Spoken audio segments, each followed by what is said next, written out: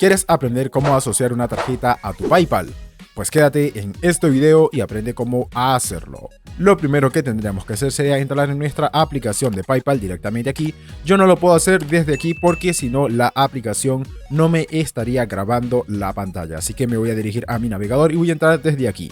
Una vez estemos aquí dentro de nuestro perfil de PayPal, basta con simplemente bajar un poco hasta encontrar este apartado de saldo. Le tendríamos que dar allí.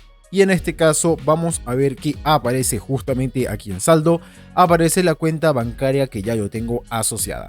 Si no tienes ninguna asociada, justamente aquí en este apartado te aparece asociar una cuenta bancaria o asociar una tarjeta.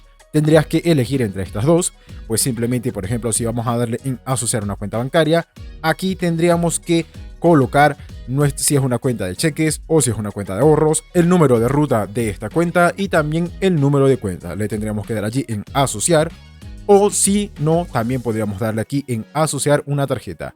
Y aquí pues simplemente tendríamos que añadir el número de tarjeta de crédito o de débito, seleccionar el tipo de tarjeta, que en este caso puede ser Visa, Mastercard, American Express o Discover. También tendremos que elegir la fecha de vencimiento y el código de seguridad, que esto lo encontramos en la parte de atrás de nuestra tarjeta. Y también tendríamos que añadir nuestra dirección física. Y simplemente le tendríamos que dar aquí en asociar y ya estaríamos asociando nuestra tarjeta aquí en PayPal.